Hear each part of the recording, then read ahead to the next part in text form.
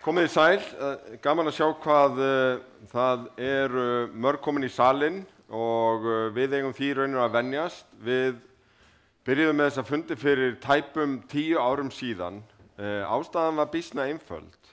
Eitt af því sem við lærðum í gegnum bankahrunið var að skortur á upplýsingum, yfirsýn og því að við værum að miðla bæði því sem væri að gerast og hinu sem væri framundan skipti óbáslega miklu máli fyrir þennan í raun risastóra þátt í velferð íbúa sem húsnæði og húsnæðisöryggi en líka þetta auðvitað gríðarlega stór atvinnugrein.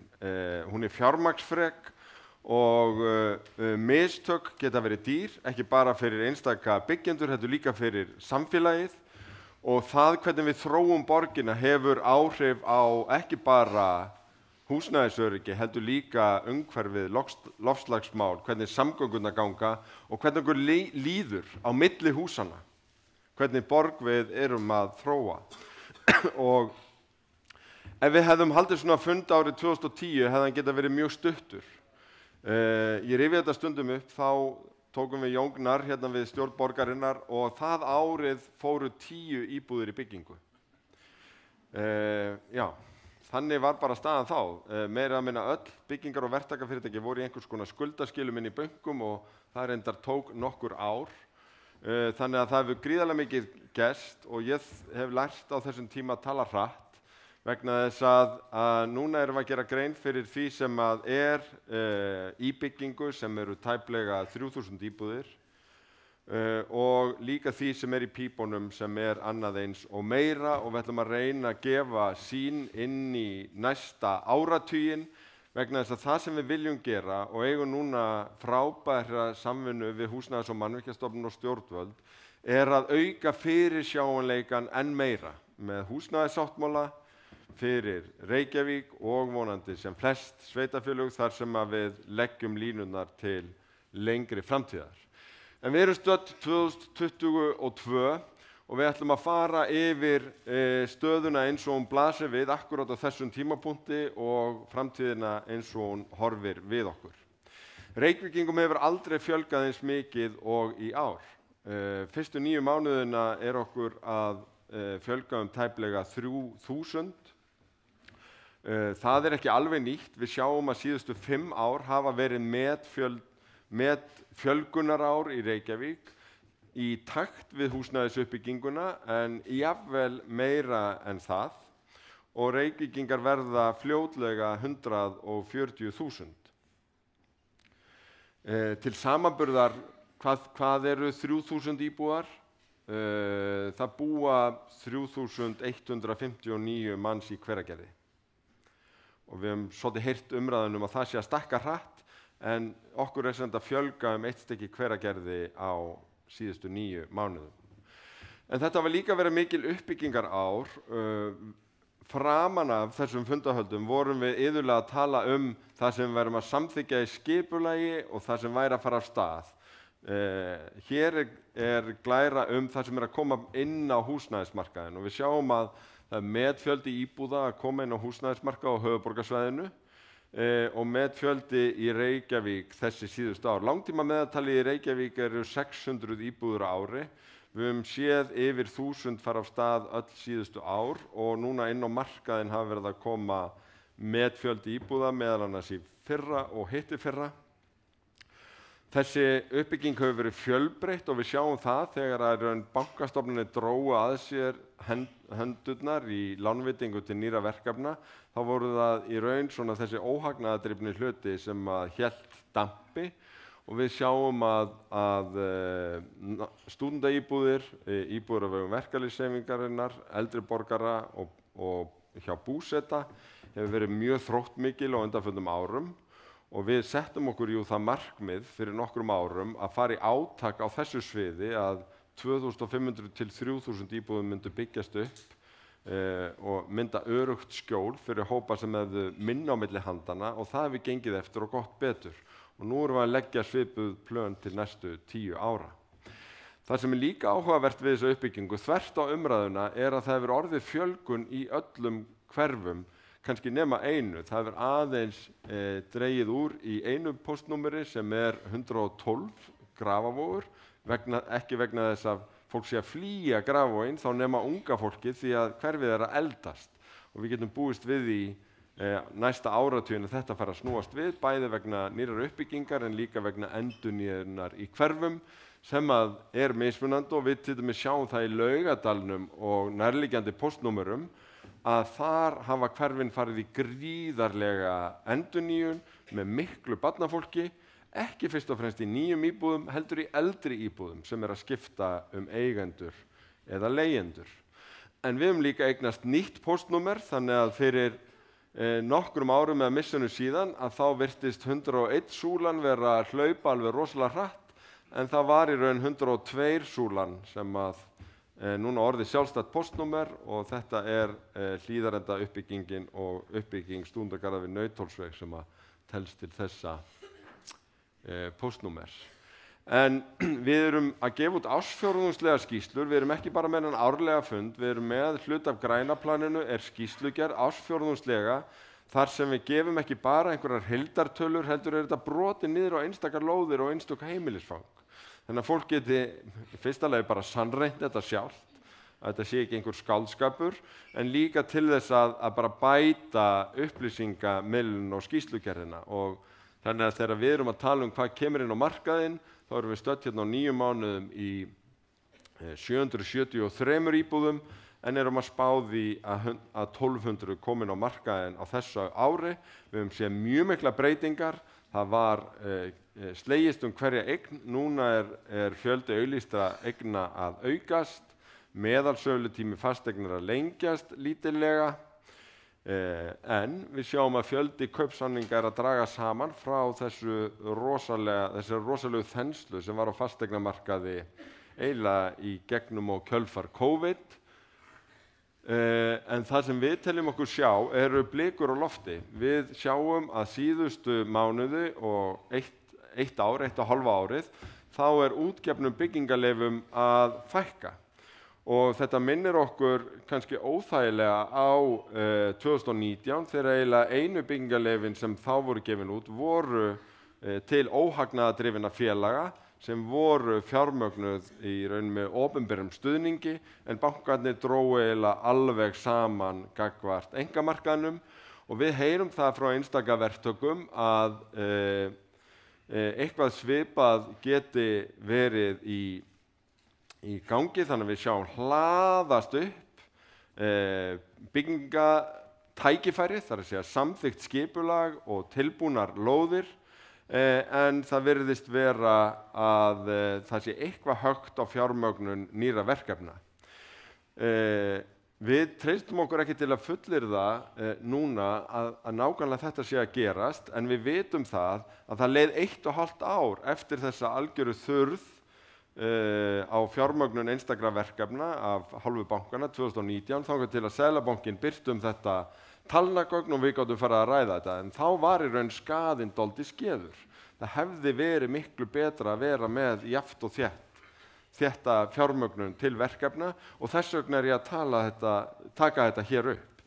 Við verðum að fara að hafa augun meira á fjármálastofnunum vegna þess að þær ráða að mörgu leyti mest hraðan á uppbyggingunni. Það er iðulega talað að sveitarfélög ráði hraðanum, og þau eru mikilvæg, þau samþykkja skipulag, þau gefa út byggingarleyfi, en það sem ræður hraðanum á því hvað mikið hannað og hvað mikið sótt að byggingarleyfum er framkvæmda fjármögnun. Bankarnir hafa nær einvörðungu staðið að henni, og ég vil að við ræðum það sem samfélag, hvort að við getum treyst í að þessi 3-4 bankar eigi bara að taka þessar ákvarðanir, eða hvort að aðrir aðilar, stóri sterkir aðilar eins og lífeyrissjóðir, eigi ekki bara að lána neytendamegin, heldur koma inn í framkvæmdafjármögnun, koma inn jafnvel með eigið fé í einstök verkefni og gera markaðinn fjölbreyttari þegar kemur að fjármögnun og tryggja þannig með okkur stöðuleikan í þessu. Í stuttu máli þá skiptu vaxtaákvarðanir Seðlabankans öllu varðandi þensluna sem hefur verið á fasteignamarkaði og varðandi þá kólnun sem verið er að framkalla. Það var ekki hvað samþykkt í skipulagi, Það var að litlu leyti hvað úthlutað á lóðum. Vaxtaákvarðanir Seðlabankans skýra meira að minna alla þessa þróun sem við höfum verið að sjá varðandi þensluna á fasteignamarkaðnum og þá kólnum sem núna er. Það kannski eðlilegt vegna þess að Seðlabankinn að fjalla verðbólgu, en ég held að við alls ekki verið fyrirséð af hans hálfu hvaða gríðarlegu áhrif þetta hafði á verðþróun á fasteignamarkaði og þau svona aðhaldstæki sem voru sett inn komu mjög seint í þessu vaxtalækkunarferli eins og það kallað, og það hlýtur að vera eitthvað sem við þurfum að læra af. Það getur ekki verið þannig að við ýmist að vera að stíga alveg rosalega á bensíngjöfuna svo rosalega á bremsuna, heldur miklu heilbrigðara að þetta sé jafnar og þéttara. Því við sjáum að þessar línur fara svona og fasteignamarkaðurinn fór svona, reynda líka listaverkamarkaðurinn og sumarbústaðamarkaðurinn, allir eignamarkaðir fóru í raun í öfugu hlutfalli við þetta vaxtaferli Seðlabankans. Og núna erum við í þeirri hættu að stefna inn í of mikla bremsu og kulnun og við fáum svona enn og aftur svona íslenska sveiflu sem að dyggir aðdáendur þessa fundar hafa þekkja úr þeim gögnum sem við erum að birta. Því að stóra spurningi sem við stöndum frammi fyrir núna þegar við erum ásamt stjórnvöldum að efna til átaks í íbúðabyggingu á næstu 10 árum hvort að lánveitendur muni hægja mjög á upphafi þessara 10 ára og við séum að fara aftur inn í svona 2019 ástand þar sem að mjög fáir fá framkvæmdafjármögnun. Þannig að þetta þarf að ræða. Við erum sem sagt að fara og eigum í samningu núna við Húsnæðis- og mannvirkjastofnun næstu 10 ár á grundvelli rammasamnings sveitarfélaga og ríkisins í þeim efnum og vonumst til þess að ná landi þar öðru hvoru megin við áramótin. Hvað erum við að tala þar fyrir Reykjavík?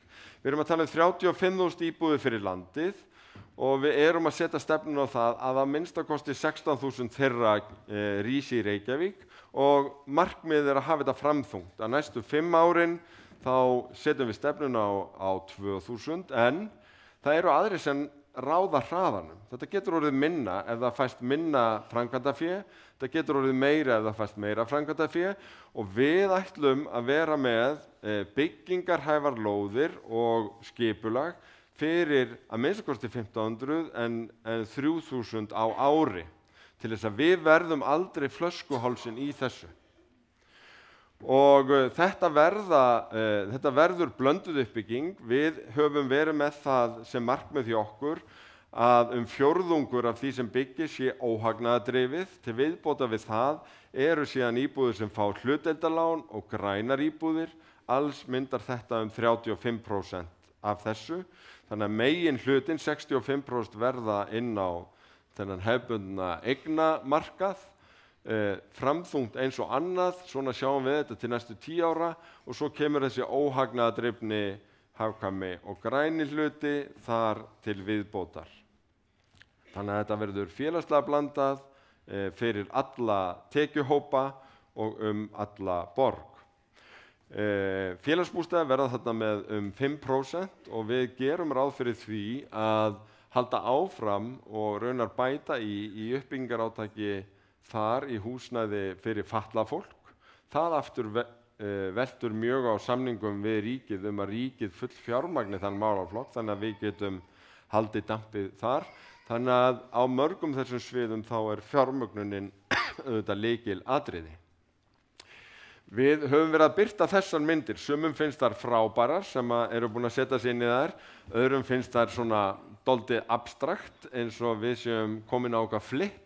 En þetta svona þróunarkeðjan í því sem við gerum. Við erum með framtíðarsvæði þar sem við erum að velta fyrir okkur hvernig borgin þróast.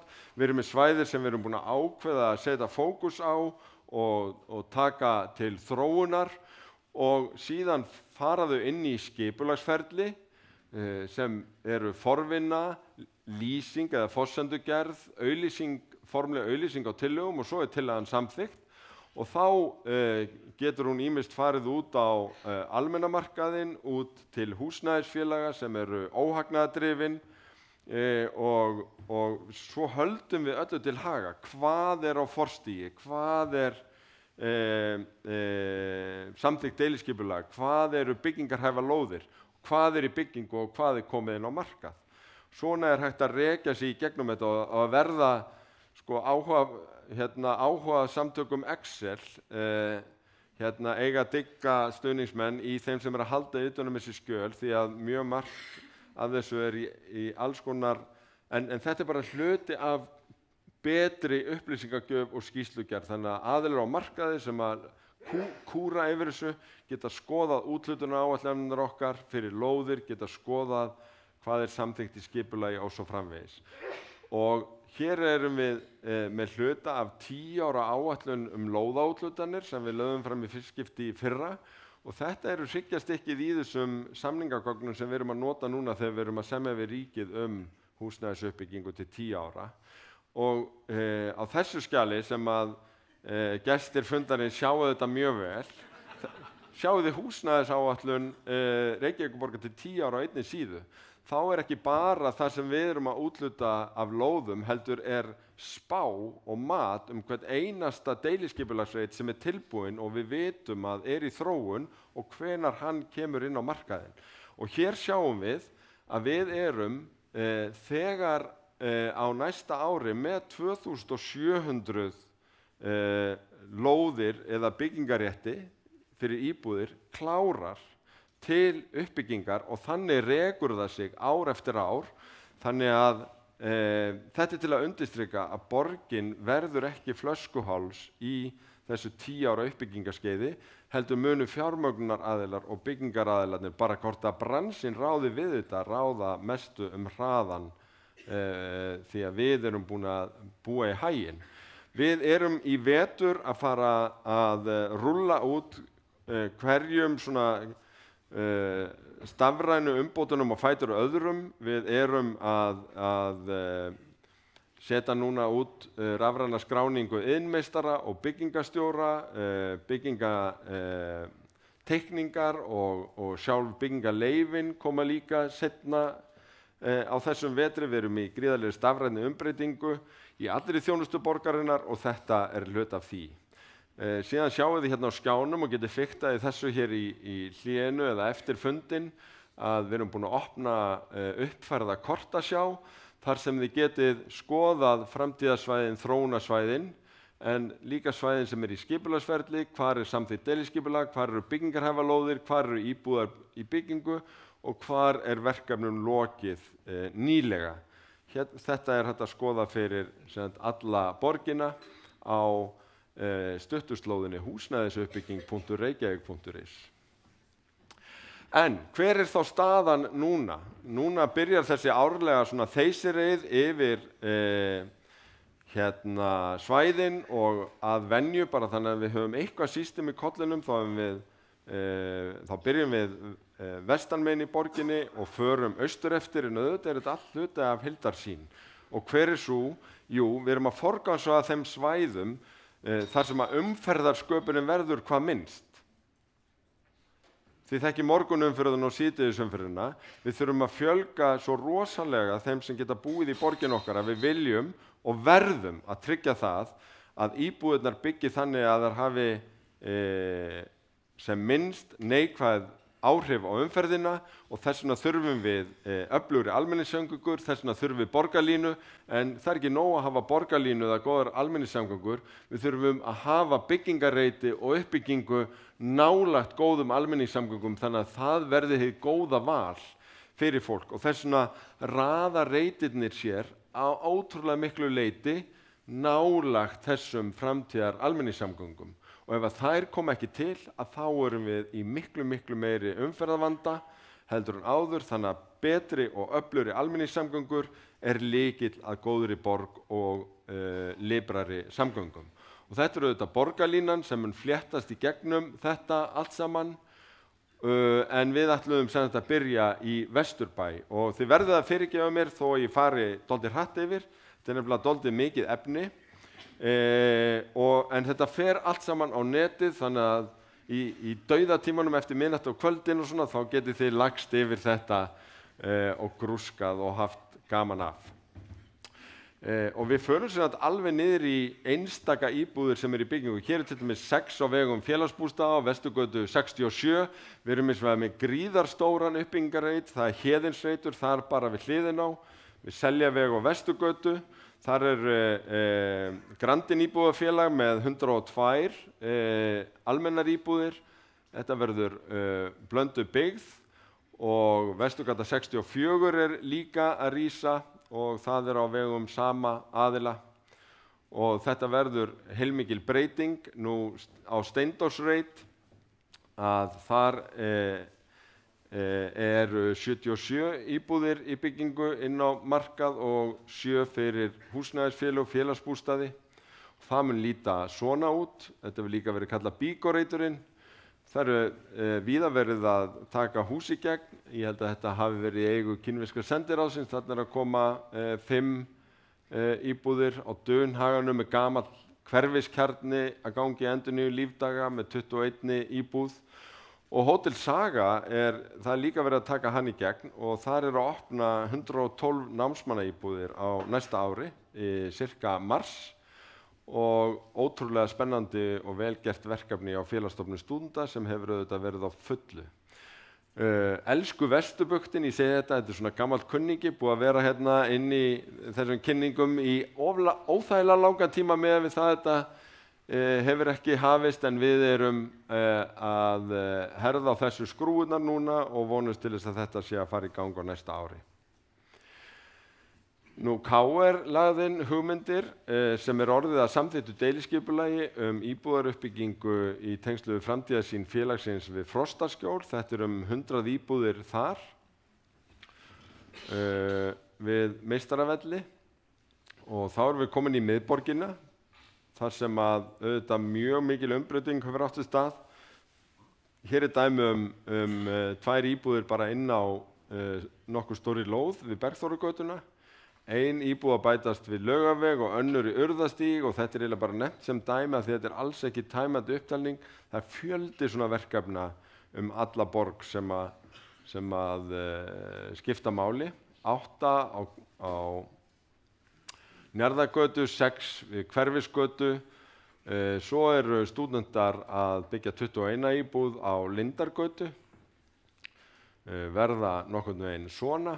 Á Hverfisgötu verið að bæta við 3 og þetta einn af reitunum sem að klárast og við hliðin á Keksinu verið að byggja íbúðir og þarna kemur líka hótel og þetta hefur verið svona farið hægt í gegnum COVID en núna að fara af stað af krafti eftir því sem okkur skilst. Nú Snorrabrautin að breytast í Borgargötu eða svona boulevard. Það verið að byggja þar á einum reit og annar að fara af stað. Þetta Snorrabraut 60 þar sem verður fallegt borgarhús og einkenni á þessari uppbyggingu við Snorrabrautin að það verður lifandi starfsemi á jarðhæðinni og svo tökum við Snorrabrautina í gegn og fegrum hana í kjölfarið og þarna sjáum við líka bensínstöðina sem við Snorrabraut eða Egilsgötu að hún að fara og við erum að fara að fá inn tillögur það fyrir mitt næsta ár hvernig það breytist af hálfu Klasa. Nú leigufélagið að byggja á Vatnsstígsreit, þarna verður dálítil þétting og fegrun umhverfinu, gömlu húsin við Laugaveg verða tekin í gegn. Og færu sem hluta þessu. Nú annað verkefni við Snorrabraut hjá gömlu mjólkurstöðinni þar sem Ós var með höfuðstöðvar. Þar að koma byggingar aftan við sem að virða gömlu bygginguna og hún verður tekin í gegn í leiðinni og verður gaman að fá þessa viðbót þarna. Við vorum að úthluta lóð á Frakkastíg 1 fyrir í samkeppni grænar lausnir í uppbyggingamálum og þar lóðahafi eða hópur sem kallar sig IÐA sem að fara af stað og að þróa þetta verkefni með meðal annars dönskum arkitektum. Nú í Vatnsmýrinni hefur auðvitað gríðarlega mikið verið að gerast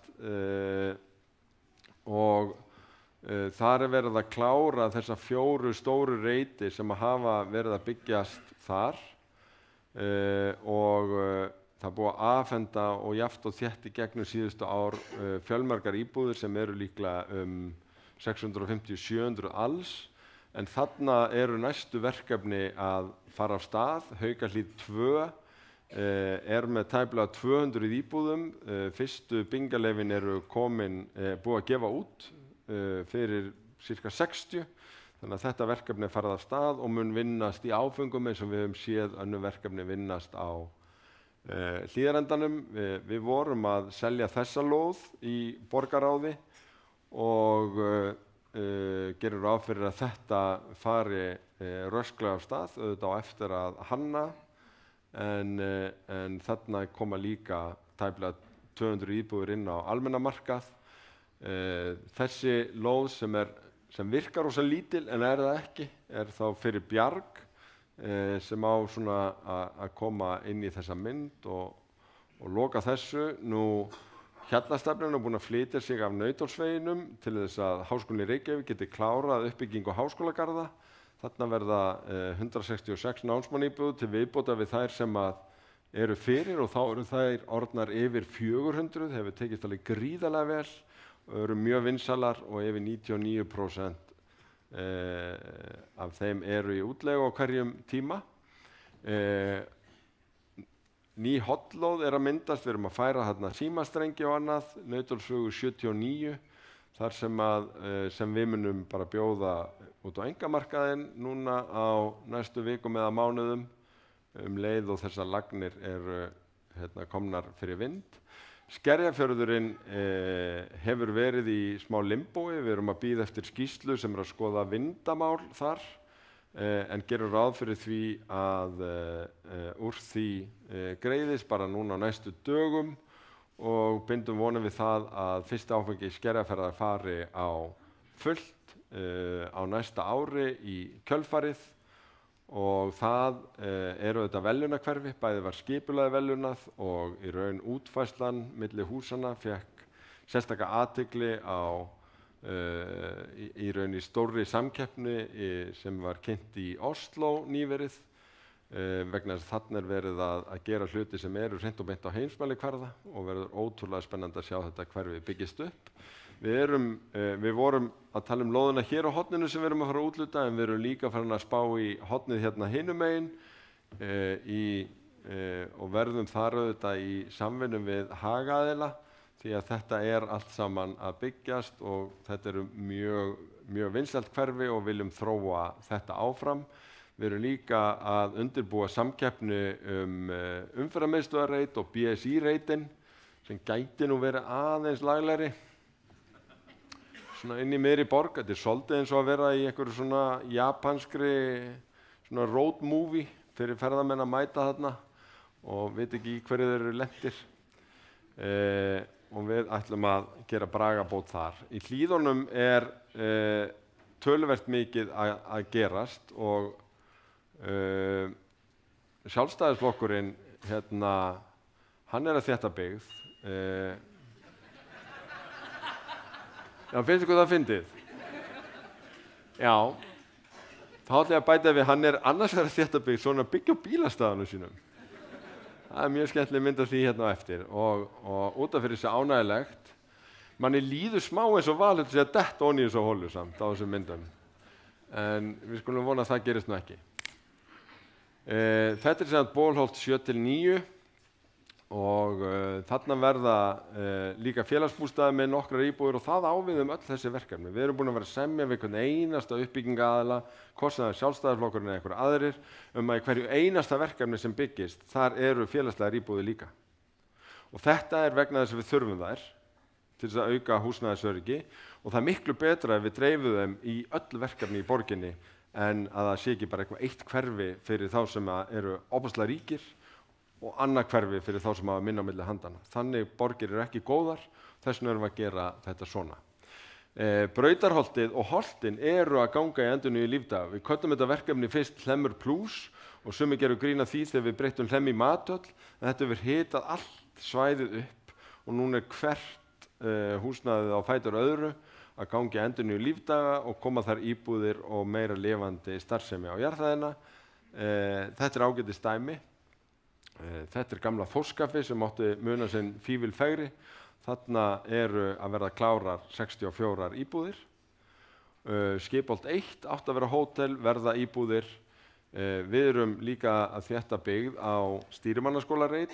Hér eru íbúðir fyrir tekjulægri eldri borgara sem að leigufélag aldraðra eru að byggja hjá Vatnshólnum og verður mikil borgarprýði. Hér var gömul prentsmiðja og þarna er verið að þétta byggð í Þverholtinu. Þetta er bílastæði þarna á Valhöll. Þar koma 29 íbúðir.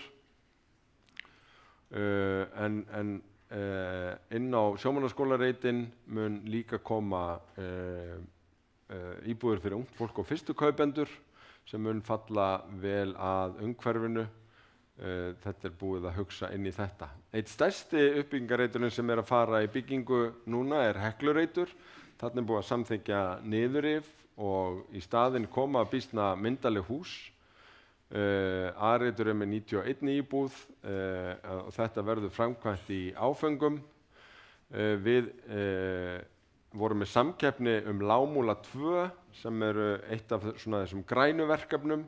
Þar er verið að keppa í líka því að byggja á nýjan hátt og þarna var stór hópur sem vann þessa keppni. Við erum aðeins að glíma á mörgum af þessum frábæru hotlóðum að það var einhvern veginn aldrei reiknað með að við myndum byggja út í hotnina. Það átti að koma þarna misla gatnamót, þannig að veitur eru oft með svona skáræsi yfir miðja lóðirnar, þannig að við þurfum að byrja á því alltaf að færa þau. Þannig að þess vegna tekur þetta nokkuð tíma en þetta verður mjög spennandi að sjá. Eitt af því sem er auðvitað svo að fara að umbreyta Hlíðunum er að Miklabrautar á leiðinni í stokk. Það er verið að frumhanna það og við erum að velta fyrir okkur hvað gerist á yfirborðinu og hvernig það getur orðið mannvænleg og spennandi borg. Þannig að þar mun þá í raun borgin breyta algjörlegum svip og þetta er hluta af hönnun sem er kallað Miklatorg sem er auðvitað á ákveðnum frumstigi en þetta er samt býsna nálægt í tíma og mikilvægt að hafa í huga þegar við hugsum Hlíðarnar til framtíðar. Í Laugardalnum er líka mjög mikið að gerast. Þið sáuð á tölunum að það hefur fjölgað alveg rosalega í Laugardalnum. Það er í raun áður en fólk fór að flytja inn í nýju húsin sem þó hefur verið að gerast núna á undanförnu og mun bætast við. Líka úr eldri aldurshópum. En þannig í Borgartúni 24 er verið að byggja straujárn eins og það er kallað, svona borgarhús. Við sjáum mjög mikla uppbyggingu á Kirkjusandi, Hallgerðargata 1 sem er þessi reitur hér. Þar er reyrverk að klára íbúðir og þarna verður leikskóla á jarðhæðinni sem við munum reka. Og Búseti og Brynja voru að fara í gang. Hér bara fyrir nokkrum dögum tókum við fyrstu skóflustungu að frábæru verkefni þar sem verða 42 íbúðir, búseturéttar íbúðir en líka fyrir aðila að Brynju sem er hússjóður Öryrkjabandalagsins en þær íbúðir á vegum Brynju munu líka dreifast í önnur verkefni alla borg. Skissan lítur einhvern veginn svona út og hér fyrir aftan sjáum við þá gamla Íslandsbanka eða sambandshúsið og það er að fara og verður endurbyggt í annarri mynd aðeins nær sjónum og við erum búin að samþykkja deiliskipulag fyrir allan reitinn núna. Þannig að hann er allur að fara í enduruppbyggingu. Hérna vestast er búið að svona auka aðeins hlutdeild íbúða og þessi verkefni gætu verið að fara af stað núna á næsta ári eða þarnæsta. Við erum síðan búin að gera viljayfirlýsingu við ríkið að fara að taka Listaháskólareitin í Laugarnesi til endurskoðunar, meðal annars með það í huga að þar verði fleiri íbúðir og þetta er hluti af því að Listaháskólinn er að fara inn í tollhús þannig að þetta í raun þá bætist þarna við. Skeifan er líka að ganga í endurnýjun lífdaga. Á Grensásvegi 1 eru þegar risnar fyrstu íbúðirnar og við erum komið með fyrirspurnatekningar á Grensásvegi 3, 5 og 7. Þannig að Grensásvegurinn er að fara að umbreytast. Við erum síðan með mjög mikinn áhuga hjá lóðahöfum nálægt bensínstöðun á móts við Glæsibæ, eiginlega báðum megin við erum búin að semja að bensínstöðun fari og byggingaraðilar eða lóðahafar hinum megin við eru líka að hugsa sér til hreyfings, þannig að við munum sjá núna, við erum búin að tala svolítið lengi Skeifuna en hún er sem raunverulega að fara af stað núna. Og hérna sjáum við hvernig Grensásvegur 1 mun líta út og þetta er þá Grensásvegur 3, 5 og 7 sem ég var að tala um. Og hér eru þessar lóðir sem að við orðum vör við áhuga á að fara að þróa. Nú, stærsta uppbyggingarsvæðið í borginni í ár er líklega Vogabyggðin. Þar eru mjög mörg verkefni í gangi og fólk auðvitað flytja inn í hverju mánuði og nánast í hverju viku. Vogabyggð 1 er það sem er næst sjónum. Það mun byggjast upp í áföngum en í raun allt svæðið er á fleygiferð og gaman að koma þar reglulega til að sjá hvernig miðar. Og þá venst maður líka nöfnunum, Arkarvogur og Kugguvogur og þar fram undir götunum og svo fara innigarðarnir að birtast og torgin en þarna er fullt af fólki flutt inn og líður vel, þannig að ég vek athygli á því, get ekki rakið hvern einasta reit þarna, heldur mjög mikið að gerast. Nú, hér er síðan gamall kunningi sem er svokallaður Sigtúnsreitur, kallaður Blómavalsreitur, deiliskipulagið klárt fyrir margt löngu, hefur beðið eftir stækkun á hótelinu sem er núna komið í gang og við bindum vonum við það, kannski enn og aftur, að þetta fari af stað á næsta ári eða síðasta lagi þar næsta. Það er að segja íbúðarhlutinn af þessu. Þarna eru komnar upp einhverja framkvæmdagirðingar og svo framvegis nú þegar. Nú, eitt af umbreytandi verkefnunum sem að er í tengslum við Vogabyggðina er að Sæbraut er að fara í stokk á móts við Vogabyggðina og þá fáum við tækifæri til þess að gera áhugaverða hluti þar ofan á. Við erum að meta núna með Vegagerðinni hversu breiður stokkurinn þarf að vera og það eru takmörk fyrir því hvað er hægt að byggja ofan á svona stokkum. Það getur verið býsna dýrt og flókið. En við fáum allavega mjög mannvænlegt umhverfi og frábæra tengingu fyrir Vogana yfir í Vogana. Og í háleitu bústöðum er ýmislegt líka gerast. Þar erum við með bæði kjarnavegum félagsbústaða í Stjörnugróf, í Furugerði 23 er verið að klára íbúðir inn á almenna markað með mjög grænum áherslum. Starfmýri 2 er að koma 20 íbúðir. Lautarvegi líka, þetta er í raun sléttuvegs uppbygging sem er klárast. Þarna tókum við skóflustungu í sumar fyrir tæplega 90 íbúðir fyrir eldri borgara og þarna er að myndast svona lífsgæða kjarn á vegum Hrafnistu og Sjómannadagsráðs. Það er að koma líka 15 skemmtileg raðhús á Fossvogsveg 8 hjá svokölluðum Vigdísalundi og við fengum lóðina á Borgarspítalanum í makaskipti fyrir lóð hjá Keldum og erum að fara að þróa hana, nei ekki að Keldum heldur Kleppi, þar sem er að koma björgunarmiðstöð og erum að fara að þróa hana á næstunni. Við erum búin að lofa þessari lóð fyrir Bjarg og deiliskipulagið þarna er væntanlegt á næstunni. Við sjáum fyrir okkur að fara af stað með fyrsta áfanga Kringlunar í samvinnu við hagaðila. Þetta er borgarleikhúsið fyrir þá sem vilja glöggva sig og Kringlan er í raun eitt af þeim svæðum sem mun njóta mjög góðs af umbreytingunni í tengslum við borgarlínu. Hér er Safamýrin og þar sjáum við fyrir okkur einhvers konar almenningsgarð en einhverjar íbúðir líka og eitthvað sem að í raun hleypir íbúum inn á þetta svæði betur. Þarna hafa fyrst og fremst verið knattspyrnuvellir og grasvellinir minna notaðir heldur en gervigrasi sem verður að sjálfsögðu áfram en Víkingur er búinn að taka yfir Safamýrina. Orkureiturinn er eitt stærsti uppbyggingareiturinn sem er að fara í gang, búið að leggja inn fyrstu tekníkarna þar og mun ganga væntanlega hratt því að þarna eru sömu aðilar að byggja og byggðu upp í Efstaleiti og gerðu það mjög hratt og vel. Mun líta út svona og vera mjög spennandi. Það eru nokkri litli reitir sem í þróun í Breiðholti og við erum með áherslu á að endurnýja gamla niðurnýta hverfiskjarna.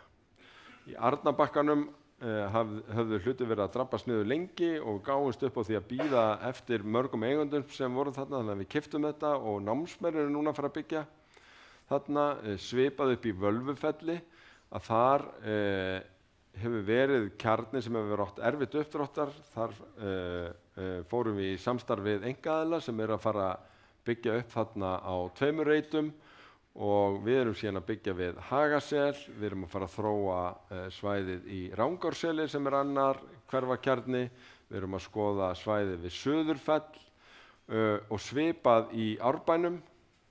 Þar hefur verið mikil uppbygging meðal annars húsnæðisfélaga í Hraunbænum, gamalt hverfiskjarni í Rofabæ sem var orðin til skammar, að gangi endurnýju lífdaga með fallegum íbúðum sem að klárast þar.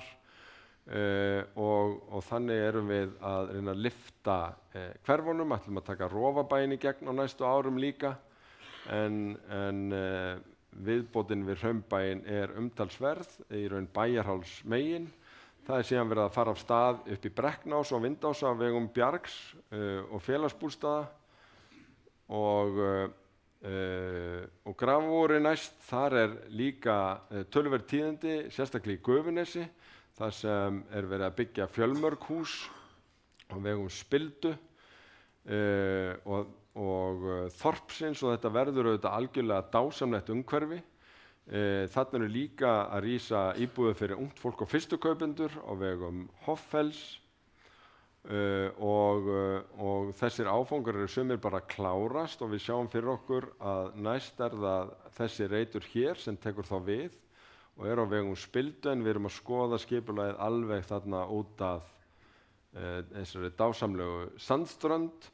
Það verið að taka True Detective hérna í öllu þessu kvikmyndaþorpi og þarna streyma núna inn fyrirtæki í skapandi greinum og hér erum við búin að selja þetta hús sem verður nýsköpunarsetur og annar áfanginn á deiliskipulaginu sem nær þá héðan og alveg lengst hérna út í gangi og gæti orðið mun stórtækara en þessar tölur segja til því að þarna eru alveg gríðarlega mikil tækifæri, bæði fyrir þetta þorp skapandi greina en líka fyrir íbúðir.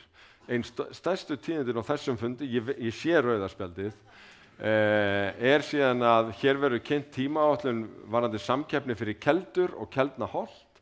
Þetta eru auðvitað gríðarlega stórt byggingarsvæði sem að fara núna í þróun og getur rúmað að minnsta kosti 3500 íbúðir, jafnvel meira, liggur þarna fyrir þá sem að vilja átta sig og lykillinn að þessu tenging með borgarlínu, þannig að Miklabrautin springi ekki í morgun og síðdegisumferðinni. Við verðum að hafa þetta samgöngu með skipulag og þarna undir líka Keldnaholtið sem töluvert stórt svæði. Við erum líka þetta byggð aðeins upp í Staðahverfi í nálægð við golfvöllinn og erum að skoða ákveðna staði í Grafarvoginum. Það datt nú Gufunesi aftur inn með nokkra reiti, þannig að þið sjáu það mjög mikið að klárast upp í Gufunesi, en stærsta uppbyggingarsvæðið á næstu 5 árum verður Ártúnshöfðin. Þar gríðarlega margt í gangi og búið að leggja inn teikningar á nokkrum stórum reitum. Þetta verður hjartað, Krossmýratorgið, en reitirnir sem búið að leggja inn teikningar fyrir Stálhöfði, Eirhöfði og Breiðhöfði og ég held ég sjáu það á þessum myndum hvað þetta verða ótrúlega magnaðar íbúðir sem standa út á hamrinum með útsinni yfir allt saman og þetta Stálhöfðin, þetta Eirhöfðin og þessar 3 lóðir kallast einu nafni Hamarinn ef ég kann það rétt og eru hluti af borgarhöfðanum sem við höfum verið að vinna með Klasa og fleiri mjög metnaðarfullum þróunaraðilum og það búið að leggja þarna inn teikningar og það líka verið að halda áfram að byggja Bryggjukverfið sem hluti af þessari heildarsýn og þarna að koma íbúðir fyrir ungt fólk og fyrstu kaupendur í býsna stórum stíl núna á næstu misserum. Við erum svo að halda áfram með Ártúnshöfðan í næstu áföngum og úthlutuðu með að gáum vilyrði fyrir þessari lóð sem var líka samkeppnislóð og verður eins konar tákn fyrir þetta. Í Grafarholt og Úlfarsárdal líka verið að klára fjölmörg verkefni. Leirtjörnin að koma inn með íbúðir fyrir eldri borgara, verður nokkurs konar hljómskólagarður í kringum tjörnina sem verður fegruð mjög mikið. Vinsælt hverfi enda mikil fjárfesting í lífsgæðum sem hefur átt sér stað þar með nýju sundlauginni. Og svo framvegis Reynisvatnsásinn að klárast og það verið að þetta byggð líka aðeins í Grafarholtinu, en þetta þetta svæði fyrir eldra fólk sem að koma inn.